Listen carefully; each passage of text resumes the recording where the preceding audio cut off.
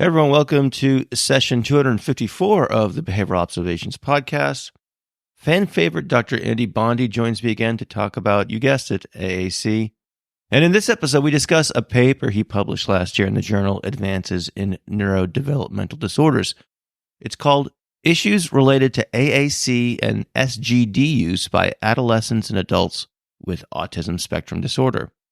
We get into why he felt this paper was necessary to write, how he chose to communicate his thoughts to an audience beyond those of us in behavior analysis.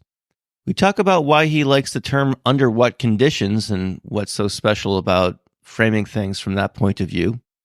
We talk about what does and does not constitute a quote-unquote robust communication repertoire. And we have a fun conversation about the role of teaching words like please and Andy's nuanced view of this practice. And we also return to a topic we spoke about in a few episodes ago with him about whether the sound from speech generation devices matter. We also got into a really interesting discussion on the distinction between pointing to pictures and exchanging them with communicative partners, and how that difference impacts joint attention. And we close the show by talking about two topics that have been receiving lots of discussion as of late: spelling to communicate and Gestalt language processing. And then lastly, we took a question from a Patreon member about Andy's thoughts regarding the use of activity schedules and whether they qualify as prompts or something else entirely. If you want to learn more about PECS or anything else that Andy and his team are up to, go to pecsusa.com, and they've got resources and trainings and things like that there. I also want to let you know that we're brought to you today by the University of Cincinnati Online, so check out their online Masters of Education and Behavior Analysis program. That's 100% online and asynchronous. We're brought to you by HRIC Recruiting. If you want to explore other job opportunities, or if you're a business trying to hire the best BCBAs out there, go to hricolorado.com and schedule a confidential chat with Barbara Voss right away.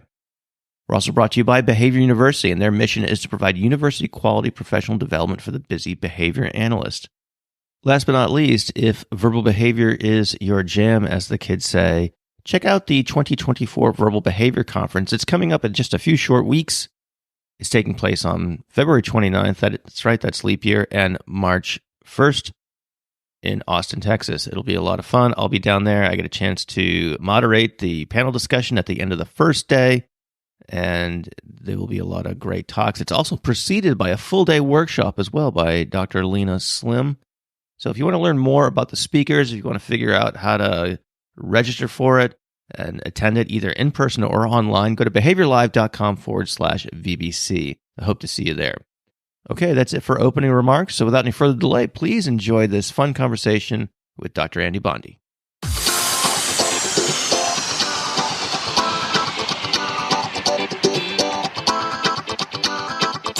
Welcome to the Behavioral Observations Podcast, stimulating talk for today's behavior analysts. Now, here's your host, Matt Sikoria.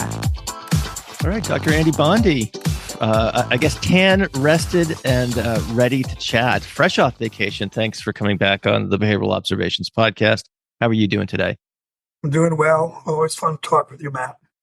Same here, and the listeners appreciate it as well. So I'm grateful for the time, and I appreciate you reaching out. We wanted to talk about a paper that you just published, and it's called Issues Related to AAC and SGD Use by Adolescents and Adults with Autism Spectrum Disorder. So we'll dig into the content of the article itself momentarily, but as I generally like to ask people who create things, I'm always curious why people do what they do. And so what was the message of this article, or more, what was the motivation for this article? What was missing in the literature that you were trying to address or communicate? Sure.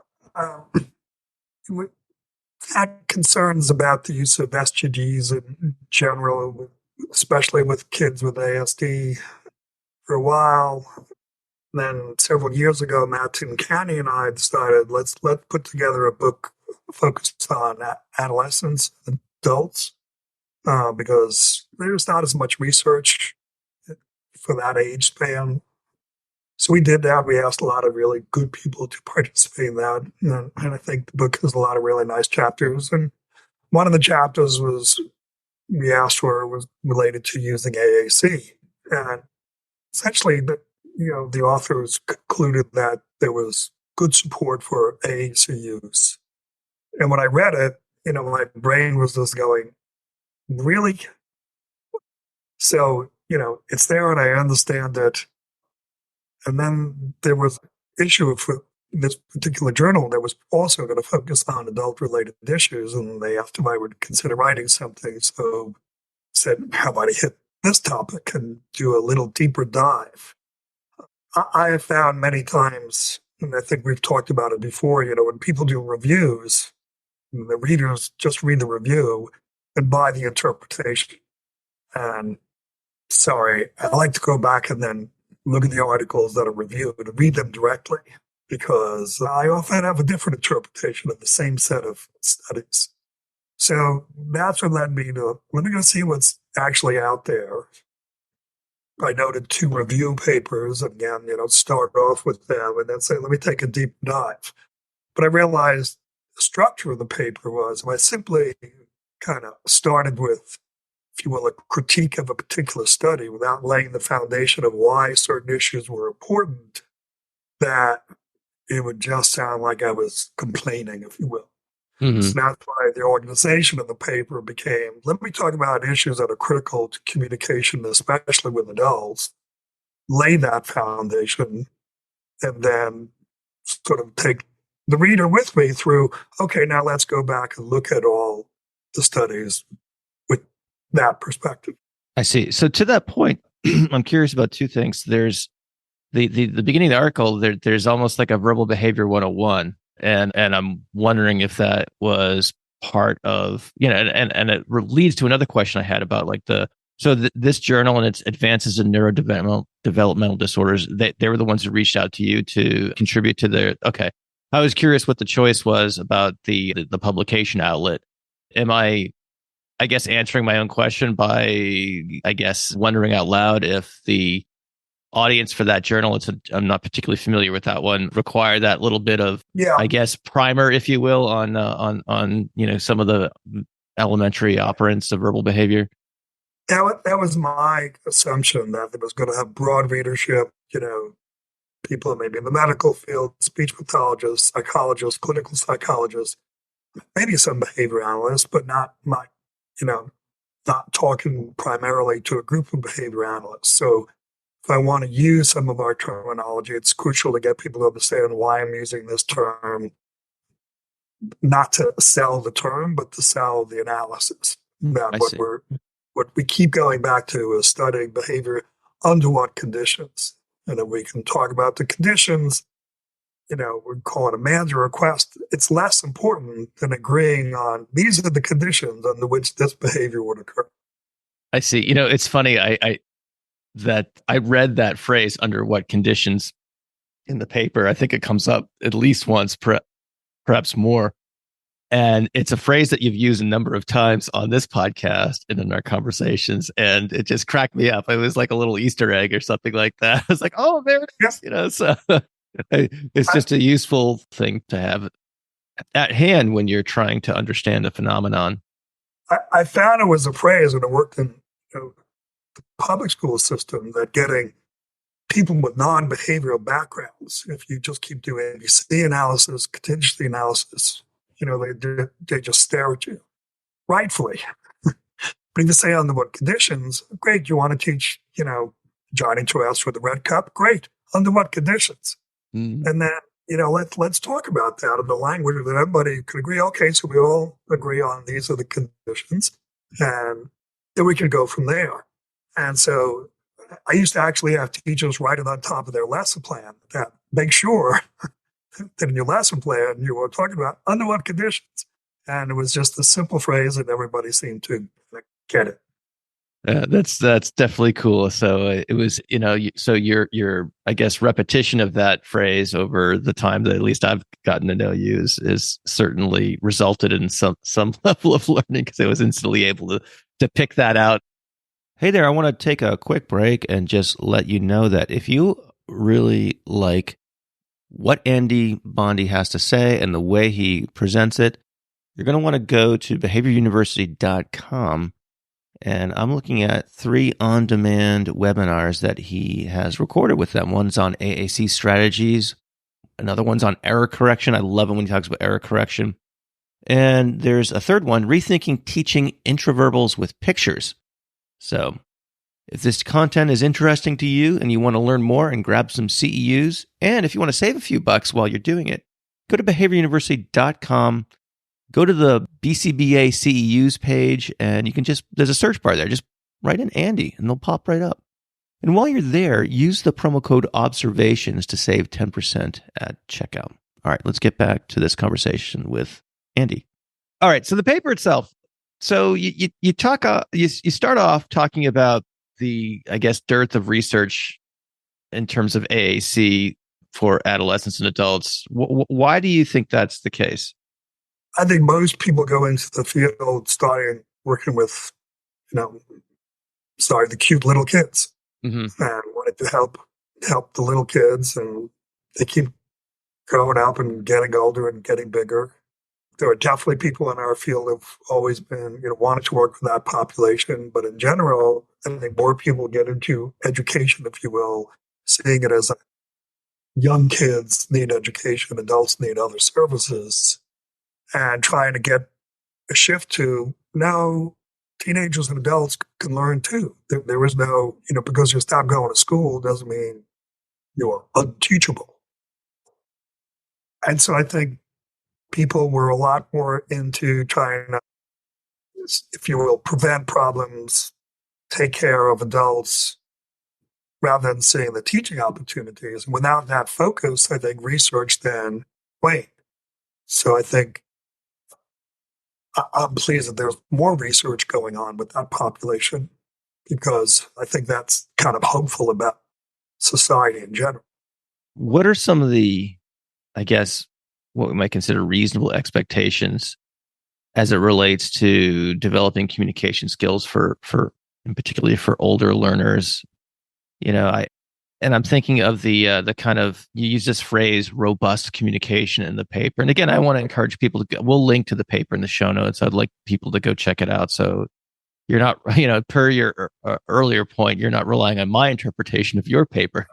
Right? So go check out the original work and see Andy's thoughts for themselves. But, the reason, it's funny, this question, obviously I wanted to ask anyway, but recently I became aware of a case locally to me where an individual had some vocal verbal behavior, but it was, and they tried all sorts of things. And then, in his, kind of later years in the high school, they're like, oh, we're finally getting an AAC device. So, and anyway, so these things do happen, I suppose, that's the reason I mentioned that. And given that, what, and I also want to kind of frame, I don't want to overly frame your response here, but I'm also thinking of some of the things that, like, the Essential for Living folks talk about a lot as well, in terms of, maybe the expectations aren't to learn, dozens and dozens of tax and intraverbal responses and things like that. And the communication may be more quote unquote functional in nature. So I'm just curious what your thought process is, either when you're consulting with or working directly with a team that is, supporting older learners in their when they encounter communication challenges and think about AAC as a potential option. Right. A lot of times AAC is selected, whether it's picture exchange, using a device, using sign language, spelling, whatever it is. It's often selected because a youngster or, sort of now teenager adult has a very small vocal verbal repertoire. The question becomes, how small is small? So what does nonverbal mean? If you ask most clinicians, say, oh, I'm working with somebody who's nonverbal, oh, he has no speech. And from a Skinnerian perspective, nonverbal means, no, you don't have verbal behavior in any modality. Now, how big is the non? Is it 0, 1, 5, 10? And you look at the literature, and there's no standard. Okay, there was a study by Schreiber and Stamer looking at PECs and PRT that I think we've discussed in the past, and they picked very young learners who had 10 or fewer spoken words. That was their operational definition. Other people in the literature say less than 20. So there's no exact standard. But then you also have people who say, well, the problem with PECs is it doesn't provide a robust repertoire. And what they want to do is have kids have communication boards and SGDs literally with thousands of pictures right off the bat. And for me, that's like arguing. I'm working with a young child who's learning to read, and they can read 20 words, maybe 50 words. So I have him carry around a dictionary, and now he has a robust vocabulary. Right. Or War and Peace. Right. Yeah. Now, everyone would just laugh at me and think that's really dumb. The number of pictures available does not make a robust repertoire. The issue is the use, not the access. And so there's this conflict. The other thing that happens in the field, people say, oh, got a learner, it was a really great study. Look, he learned 6 pictures. So that means this is the way. And you kind of go 6 pictures, 8 pictures, 10 pictures. That's a very limited repertoire. And as other people have noted that 90% of the AAC studies out there focus on just the request. Now, I'm sorry, somebody who has 50 requests, that's a pretty demanding person. And they're very interesting. All they do all day long is ask a thing. And even when you can tact, you're still minimally interesting because it's the things you want to tackle, people stick in front of you. It's not until you get an intraverbal repertoire that you're an interesting person because you can have a conversation. So the size of the repertoire very much relates to the kind of reinforcers you're going to run into. And if you have a very small communicative repertoire, you're interacting with a very limited range of reinforcers. And for me, one of the goals of working with everyone is to expand their reinforcer sets, arrays, types, numbers. So language is one of the ways of doing that. So that's why, is it arbitrary to say 50 or more? Sure. Somebody want to say 100? I won't argue if they want to say, no, it's 100, not 50. Great, we have the discussion. But the key is somebody who has 10, no one should think that is a robust communicative repertoire. Are you looking for a new job, but you're overwhelmed with all the emails that you're getting from various ABA agencies? What if there was someone who was in your corner and could help you find the perfect job placement? Well, that person exists.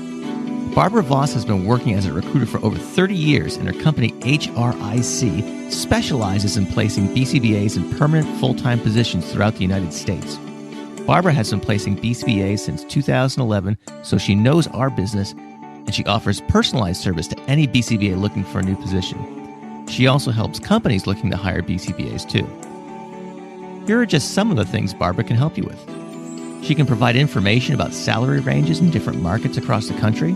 She can help you write your resume. She can coordinate and prepare you for the interview process, and even help negotiate the right salary for you.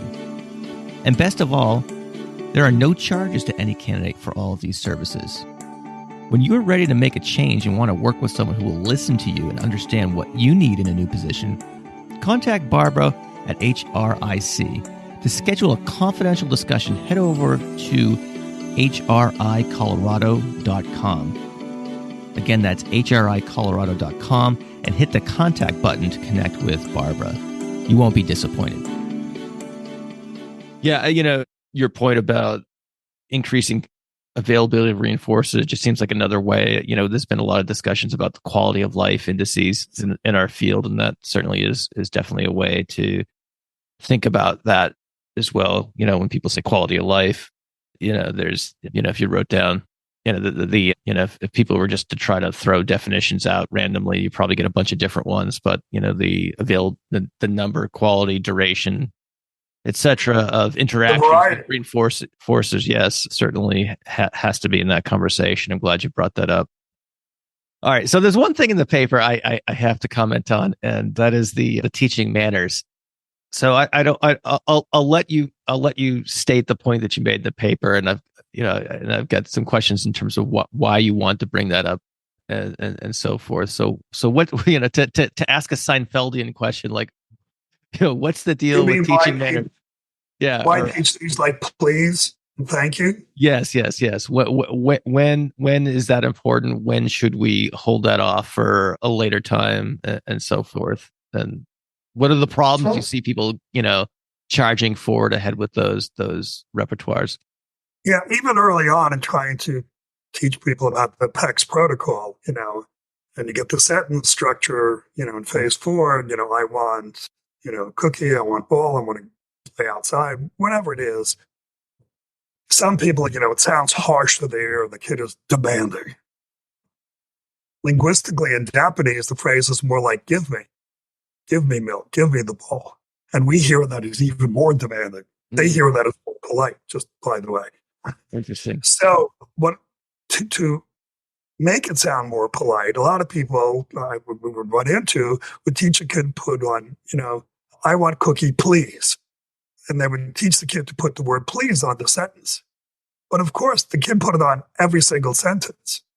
And please, thank you, those words essentially, they indicate something about the relationship.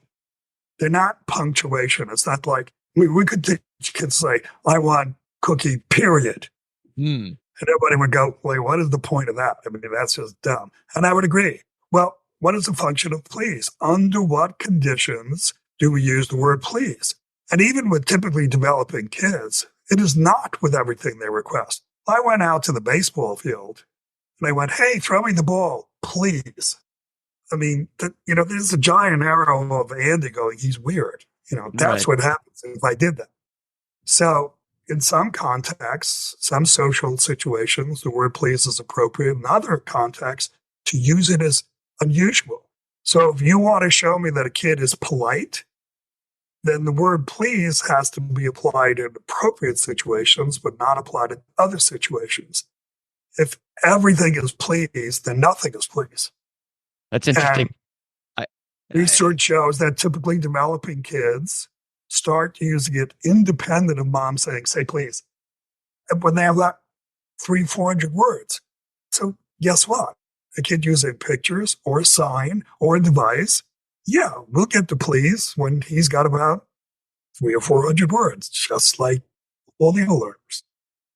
Do you see individuals using please and thank you and things like that with a similar level of variability as people with typically developed language when they get to that threshold of 300 or 400 words? In other words, I think applied under the same conditions. I'm going to start saying, say please, or put please on here, or sign please, or do whatever it is. It's all derived under the same conditions. So first you learn it echoically, and then you try to shift control to the right contingency. But there's an overuse of it by typically developing kids too, when they're better saying every single time, and then they learn, no, there are a lot of situations where you don't use the word please or even thank you. I mean, a soccer game, pass the ball, thank you. I mean, let's stop. And, in Japanese, they would bow to each other after every pass of the ball. I mean, kind of breaks down the game. I'm thinking of the opposite of that, though. I don't know. Have you ever worked in a restaurant, Andy, when you were young? No, Lori did, but all right. If anyone's worked in a restaurant, particularly in the kitchen, this might resonate with them. But, I spent my formative years washing dishes, bussing tables, making salads, yada, yada, you name it. I did everything but essentially bartend, which I would have been a disaster at. So that's a good thing. But one of the things that at least in the kitchens that I worked in, that we learned very quickly, it wasn't explicitly stated, but it was just one of those cultural things that everyone kind of picked up on, was to say please with every request. Like, I need this, please. And I'm wondering if that was just, I'm just kind of guessing as to how that convention shaped up over time. I'm just wondering if, obviously a a busy kitchen service is a highly stressful environment, and adding the please might soften the nature of the demand, or I don't know. But anyway, I think it's more a signal of, the setting and the hierarchical relationship for, top chef. It's like, yes, chef, please, and all that. It was pretty unidirectional. So, but anyway, just a kind of an interesting organizational, cultural, I guess, phenomenon. I think it reflects that. I have no trouble with that. When our kids work in that environment, absolutely, they'll use please just as often as everybody else. Yeah, I'm not making the opposite argument. I'm just it just occurred to me that was a condition in which I recall like the almost fanatical use of the word. So anyway, I'm getting a little bit off track here, but I'm curious for folks in the audience, if you've had that experience, go to the show notes for this episode and leave a comment. I'm curious if that's something that if you've been in the service industry, the restaurant service industry, if that's something that you've experienced too. So again, we're getting a little far afield. I could try to get us back on track here, Andy. I'm sorry about that. So you mentioned this in the paper. You also mentioned this in the last show that you were on.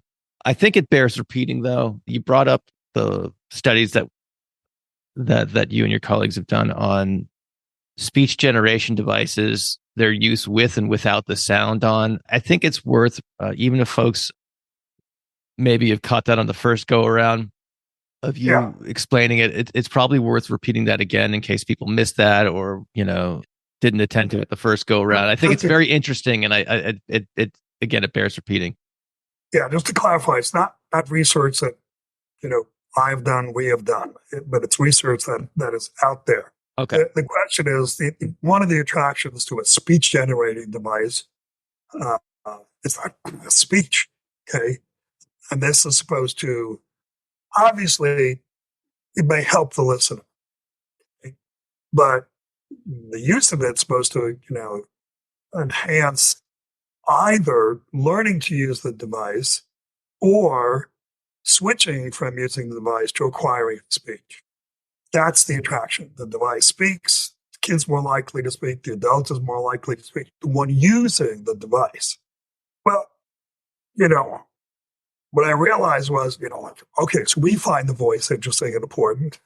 Does the learner? And the easiest thing to do is simply turn the device off sometimes, the sound of the device, keep all the pictures available. Everything else is functioning, but no sound. Does the use of the device or speech acquisition change? And I was shocked that in over 40 years of research in the field, only 2 studies actually tried that.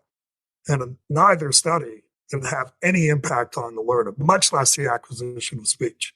Now, I am not saying it never does. What I'm saying is it's not in the literature. We're talking about helping graduate students find research projects. Here's a beautiful one. Go find individuals where the voice actually matters to either the use of the device or not. I am convinced some of the devices, you can switch languages. And the app that we developed, the PEX 4 Plus app, you can use multiple languages. I will bet, but I have not done, that on some of the users, they're not listening. We are. You could switch the languages without changing the picture, and the kid would still just fire away with the pictures.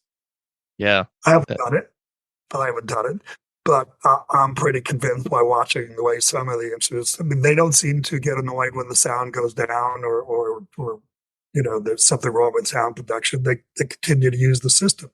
Now, will there be some kids who go, what just happened? This is wrong. And, want it to be fixed. Great. My issue is this is very easy to figure out user by user. For us to assume the voice is important to the user, to me, is disrespectful of the user. You want to understand under what conditions this user is interacting with the device? That's one of the most fundamental questions. How does the voice output impact on use or vocalization? Yeah, that's a great experimental question to continue to explore. Are there other experimental questions that come to mind? One of the most important is AAC stands for Alternative Augmentative Communication. virtually everybody sees this as alternative. I use a device or pictures or a sign instead of speech. But the other word they say is augmentative, meaning when I use this, let's say, visually mediated modality, it impacts on my vocalizations. There's very, very little research out there that does that. We did a number of observations, but no formal publications, that when kids get to phase 4, that essentially if they start to talk at that point and you take all the pictures away, they don't talk more, they talk less. Other people have worked on trying to demonstrate, are there some kids where the pictures are undermining speech production? Those are questions that are kid by kid. I don't think you're going to get a universal everybody behaves this way. But I would want to know, kid by kid, adult by adult, how are the use of the visual materials augmenting speech production? That's why we think of it as a transition, not an abrupt, oh, Matt spoke today. Let's throw out his textbook. Let's throw out the SGD. He said one word. We're done. Hallelujah. But there are many people that want to do that. They don't see it as a transition. And that we think is pretty dangerous. Hey everyone, another quick break here from your friends at the University of Cincinnati Online. They designed a Master's of Education in Behavior Analysis program that is 100% online and asynchronous. And that just means that you log on when it works for you. Their student success coordinators will work with you from start all the way to graduation to ensure you are receiving the support you need. Graduate in as few as 5 semesters from a top 10 program in total number of graduates and prepare for the BCBA exam. The program is FAFSA eligible, and the University of Cincinnati also offers a business partnership program to offer tuition discounts to eligible employees. If you want to learn more, go to online.uc.edu and click the request info button. I've got some other questions I want to ask you, but outside of the paper. Before doing that, I want to just give you the opportunity. Are there other points from the paper that you want to emphasize that we haven't talked about thus far? And again, not to be redundant here, but we will put a link to that in the show notes so people can go check it out themselves. Now, I think one of the parts of the paper that I am sure irritates some people who are not familiar with our work, they go, well, gee, Andy Bondy says well, look, PECS is working. And that wasn't my intent to go write a paper that said use PECS with adults. It's what's in the literature. And as I said, there are very few studies that develop a large, robust repertoire with teenagers or adults, except for a couple of studies using PECS. And with learners that are more severely involved in terms of their broad repertoires, but are not identified with autism, again, the same is true. Very little evidence that AAC, other than the PECS protocol, has led to larger repertoires. So I know, like me, Bondy, Frost, PECS go together. But what I was trying to do is what's in the literature. People want to, say that I'm biased. I'm willing to say, great, show me the evidence. And I'll be happy to acknowledge that, this is a really good study that led to a robust repertoire. Bravo. I see. Oh, I remember one other question about the paper that I forgot to answer earlier. I forgot to ask earlier. You make an interesting point about the distinction between pointing and exchanging. I'm wondering if you can elaborate on that here. Yes. It goes back, if you will, to the development of PECS. Laurie Frost, speech pathologist, was working with a lot of picture-based communication systems, and they're all involved in pointing to pictures on a board. And what we saw with a number of kids was they could point and look someplace else. They could slap a whole page full of pictures and you had no idea which one they were doing. And sometimes kids just like banging on things and a picture happened to be in front of them. But what we realized with the exchange was you had to involve, if you will, establish joint attention in the act of the exchange. a point does not guarantee joint attention. Joint attention is verbal behavior because it is behavior controlled by the presence of the audience. Okay, so whether it's a proto-declarative, proto-imperative, joint attention, all that literature still meets Skinner's definition of verbal behavior because it's controlled by the presence of the audience. And the point doesn't guarantee that. Okay. So even if you point on a device and the device, quote, speaks, it still doesn't guarantee that that action is under the control of the presence of the person. You have to walk out. There are kids, you give them a device, they press a lot of buttons, and you walk out of the room and the rate doesn't change. Well, that's called a toy. When I interact with something that makes noise, I really get off on the noise. Great. It's a toy. Wonderful.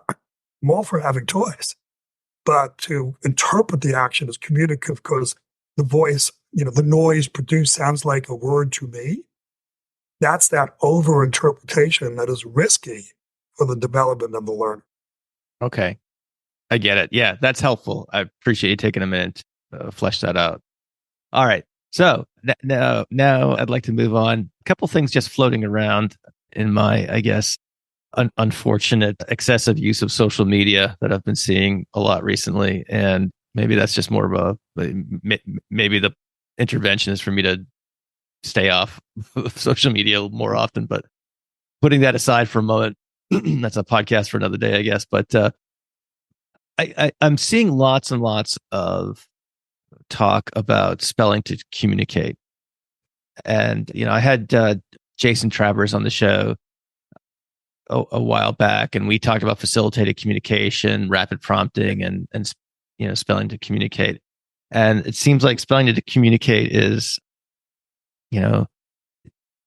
people, I've read some things where people are like, oh, it's not facilitated communication. Facilitated communication is bad. It's pseudoscience. Spelling to communicate, though, totally okay.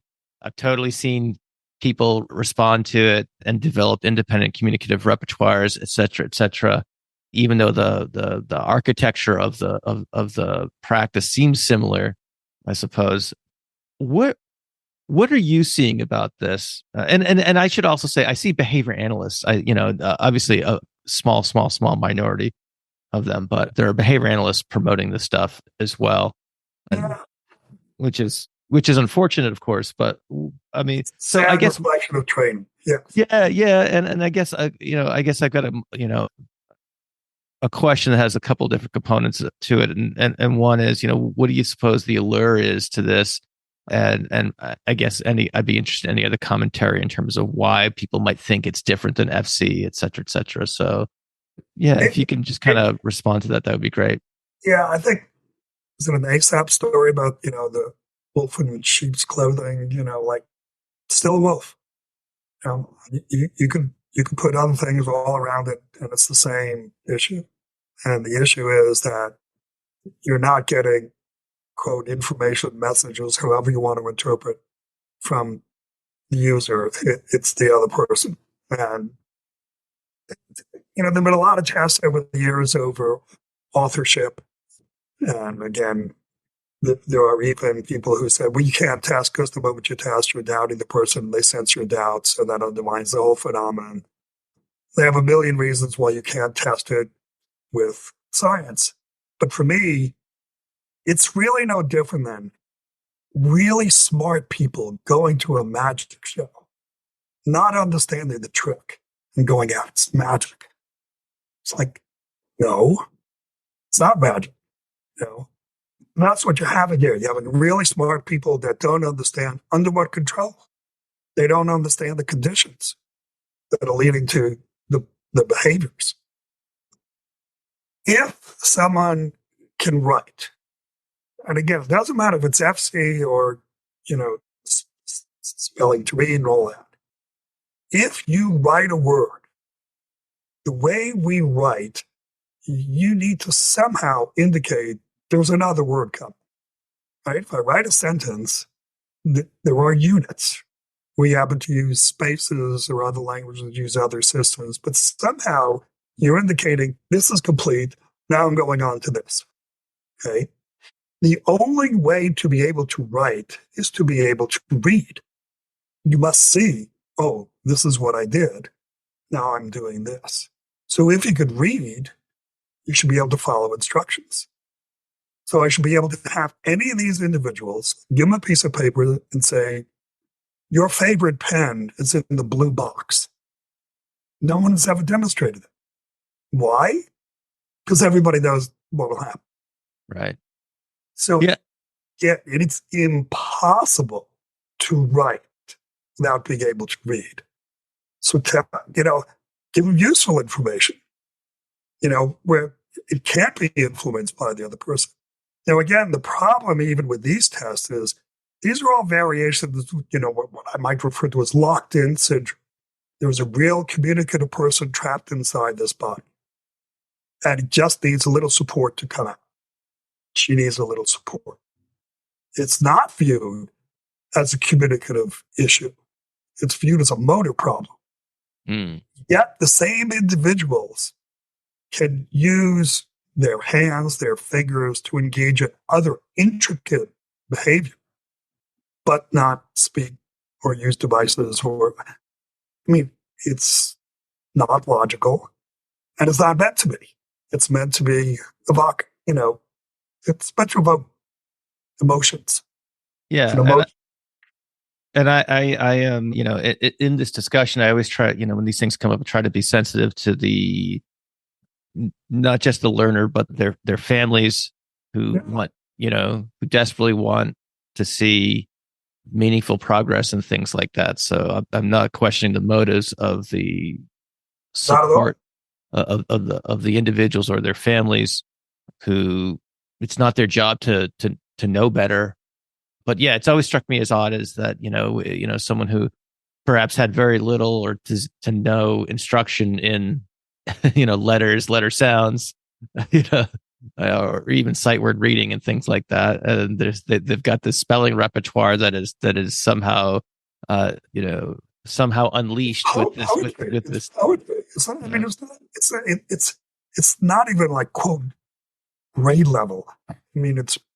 It's poetic, right. It's beautiful, it's motive. Yeah.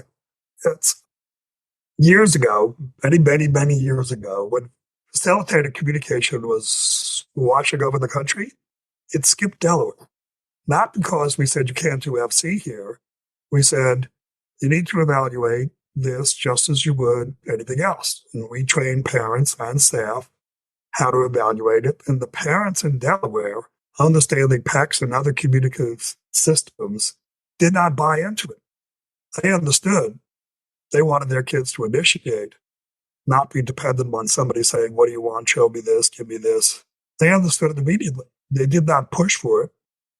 And eventually, there were speech pathologists who would say, hey, here's a new method. I said, great, figure it out. Under what conditions? Yeah. We didn't ban it. But after everybody looked at it, nobody wanted it. The best way to deal with this is to continue to educate staff and parents how to think about these complex issues. Yeah, it is something that I do see around here in New Hampshire and to a lesser extent Vermont, not so much in the schools, but in the kind of developmental, what we call area agencies, which is our, kind of regional centers where, that helps either directly or provide services or connect people with services. I have some friends who are pretty keyed into the various, kind of state level autism advocacy groups, and Spelling to Communicate is very, it has some burgeoning popularity there as well. And I think it's difficult to try to counter on those platforms because I'm sure, nobody wants a part-time job of arguing on the internet, even though some people do take up that mantle periodically. And that's probably not a real effective way to develop the enough rapport required to change someone's mind. But I am happy to hear that you guys were successful in terms of developing that level of critical thinking down there in my formerly adopted home state of Delaware. So, much in the same way, I'm also seeing this concept of Gestalt language processing floating around as well. I was at a conference. I was down at FABA about a month ago, and someone came up to me and said, Matt, what do you know about this? I'm getting asked about this all the time. And I said, I don't know a ton. I do know there are, some, there's some folks who think it's best thing since sliced bread. And then there's some, I've seen people make some really impassioned cases for it. There not being any evidence for Gestalt language processing. And I'm not even, I tried to listen to a podcast about it and I came away not knowing what a Gestalt language processor was. I'm not going to name the podcast just because I don't want to, I thought it was, probably in addition to not, perhaps adequately defining it, it promulgated some other, pseudoscience. So I'm not going to give it the airtime. What is this something that's come across your radar aside from me bothering you about it? Sure. We have lots of questions. Lots of people come to our workshops and training and talk about it and want to know more about it. We've got a lot of classrooms where they're talking about it. And okay. All right. So I'm not coming out. It's a hot topic for a lot of speech pathologists. So behavior analysts have to learn how to deal with it and talk about it. But I'm going to start off with a story. Okay. Just get us on familiar ground. My eldest grandson is almost 50. So when he was very young, obviously, he was the most intelligent, smartest grandchild that anyone ever had. No bias from the observer at all. No. This was just merely fact. Facts. But while we were watching him, when he was very young, 8 months, 9 months, 10 months, we're looking at each other and going, that sounded like a sentence. The words were kind of garbled, but, I'm on to mine. We have a video. We actually use it in training to talk about other parts of language when he's 14 months old. And he's holding up a spoon. He's looking at a bowl. I'm on the mice. And it's, I want the rice. And he's 14 months old. So his language was coming in sentences, in chunks. Okay. A couple of years later, his first brother comes in. We're going, he's going to learn language the same way. No, he read the one word at a time book. He did it the way we, one word, another word, and you gradually expand. They obviously get to the same point in time, but the way they got there was very different. Okay. Grandson number one, he would be described as having Gestalt language processing because he was doing things in these chunks. Okay. Individual words were almost less important. Okay. What we don't know enough is under what conditions. And that's just what happens. You just start observing these things.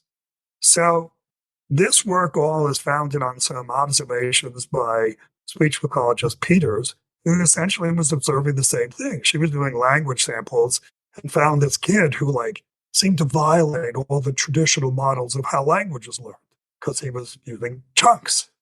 And to me, she was observing grandson number one, and there are more number twos. So are there differences in how speech is acquired, different patterns? I think so. Now, the issue is, what do we want to attribute it to? Well, if I can attribute it to the brain, then I'm all done. Okay? And that's what a lot of people, I'm sorry, even a lot of behavior analysts keep falling into that trap. Oh, it's the brain doing things. No behavior analyst should ever say the brain did something. The brain doesn't do anything. The organism does something. Bodies evolved brains to do body things. Brains did not evolve bodies to do brain things. And this is a cultural problem that seeps into our language all the time. As soon as we say it's the brain, we're done. Skinner years ago, he called it the conceptual nervous system, not the central nervous system. He was trying to get everybody to understand you can talk about the central nervous system and its relationship to behavior, and it will not help you one bit in what the behaving organism is doing in terms of contingency analysis. There is a biological analysis that's important, but it doesn't reveal contingency analysis and vice versa. So our wanting to see this as, we got some kids who are doing this in chunks instead of word by word, okay, Are there individuals with ASD or other language issues that are acquiring language in a similar pattern? I don't doubt it. Is it all of them? Well, that's a very dangerous assumption. Okay. What this indicates to me is that to assume how a kid is acquiring language without doing the observation of the hard work is dangerous for all kids. But it's just lazy to assume all kids with autism have this. And what is some of the justification? In one of the articles by Blanc that everybody is, talking about, I'll send you the reference later. There's said the lived experience of many autistic adults, particularly SLPs who are autistic and identify as GLPs, Gestalt Language Process, have further validated Blanc's findings. You understand what you're saying? Like, I now talk to my 15-year-old grandson and say, do you remember when you were 14 months how you learned language? Oh, yes, I was a Gestalt learner. Of course he doesn't remember. Of course no one remembers. Of course. And to think that now a group of people can identify how they acquired language, it's absurd. It's pretty. It's a nice story. I like reading science fiction all the time. It's one of my favorite genres. But I know it's science fiction. All right. I look forward to, I'm going to keep an eye out for that. Yeah. If you send me that article, I'll put that in the show notes and so people can check it out. So very cool. I appreciate the story. As a father of 3 children, I know there's considerable variability even within a household. And so I get it. All right. Last question. One of our Patreon supporters, when I mentioned that I was having you on the show, I got a question about activity schedules. I know it's kind of like somewhat random as it relates to the current discussion, but it's an important thing. People encounter them all the time. And so I'm going to ask you an under what conditions question. So under what conditions are visual schedules helpful or not? Okay, I'm going to personalize this for you and for anybody listening. So everybody listening right now, question I asked Matt, I want you to answer in real time. All right. What time is it? 9:55. How did you figure that out? Did you go outside and looked at the sun and kind of go home? Did you kind of remember the last time you knew what time it was and you have a biological clock inside of you that precise? What did you do? Well, it's November in New Hampshire. There is no sun. So I definitely didn't do that. And no, I looked at my computer screen. Yeah, because it's got a clock on it. Yep. So you and I function in the world by having visual reminders about time. Do you have a dentist appointment coming up the next several months? Probably, yeah. Do you know what it is offhand? No. If I asked you what it was, what would you do? I would go to my calendar. Yeah, okay. So you were smart enough for Matt today to speak to Matt in several months. Future Matt. That several months will listen to Matt today. That's what the use of a calendar is. And it's visual. Do you intend to be smarter next year, Matt, so that you won't need to use your calendar? No, because I know how that works. So it's not a prompt. It's not a prompt because it's not going to be removed. It's an adaptation we have in our lives. And my issue is, why should we expect more of kids who are having difficulty dealing with the world as it is? Why should I not give them the tools that I have to make my life easier? I use visual information in many, many, many forms. And I don't use PACs. For some situations, I probably should because I lose my voice. That's different. But I definitely am helped by a number of visual strategies. Now, whether it's it's a clock or, many schedules function as clocks for kids. They don't understand digital clocks. They don't understand analog clocks. Maybe they will one day. But up until then, they should have no help. They should memorize what they're doing today. What's next? Who am I doing it with? These are crucial bits of information that young learners, teenage learners, adult learners, they want to know. And it's just as important for their functioning as it is to mine. So my issue is, why would I expect more of them than myself? If it's good for me, it's good for them. Is it going to look exactly the same? Will it be words? Maybe yes, maybe no. Let me talk to the learner and figure that out.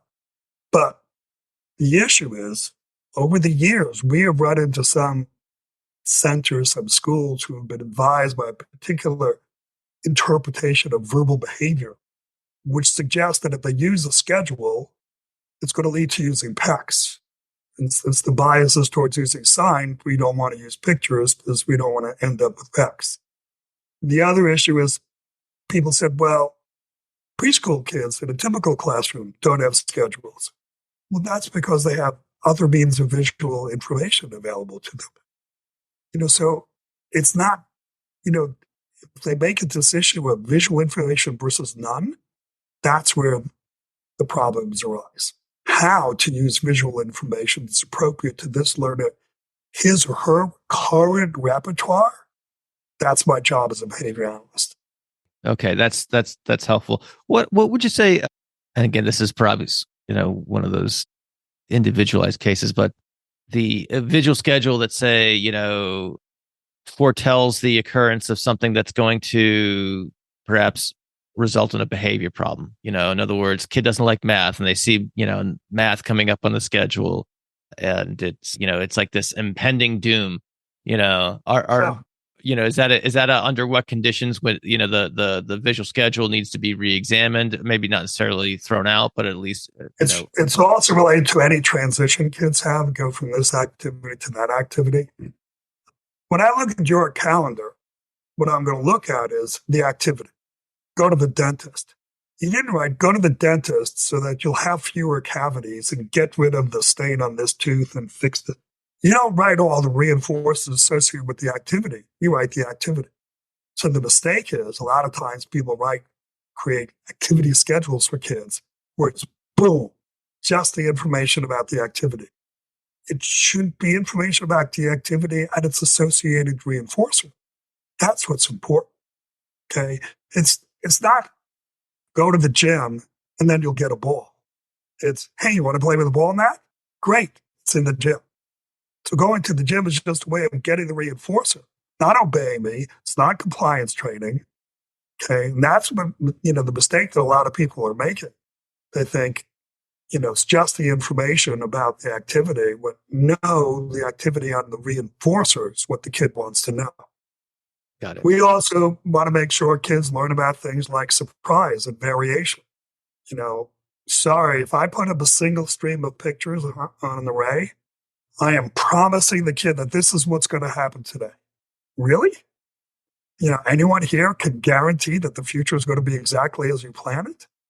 That's horrible. It's a horrible way to pretend to live.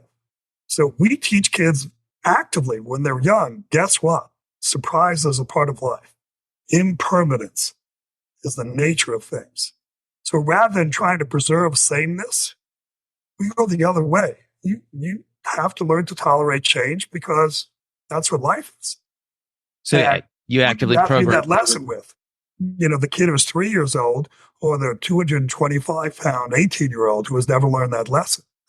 I know my preference. Got it.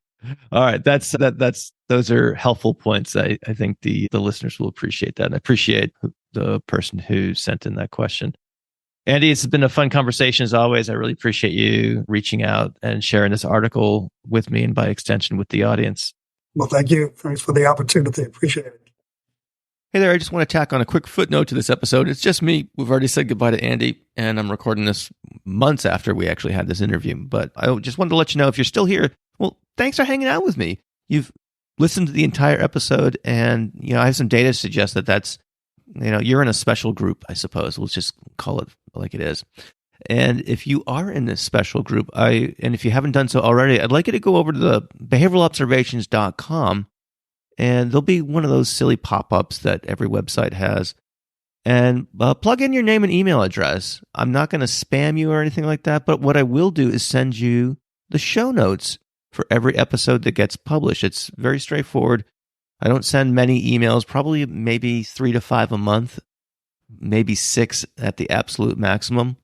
So I'm not going to blow up your inbox. All I'm going to do is take the show notes from every episode and send them directly to you.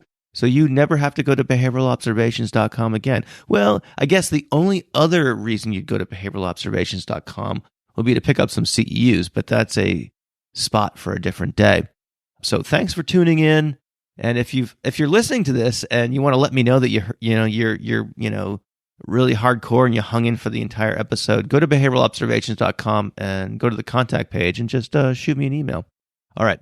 That's it for today's episode. Thanks so much for hanging out with me and Dr. Andy Bondy, and we'll see you session 255. Thank you for listening to the Behavioral Observations podcast with Matt Sikoria.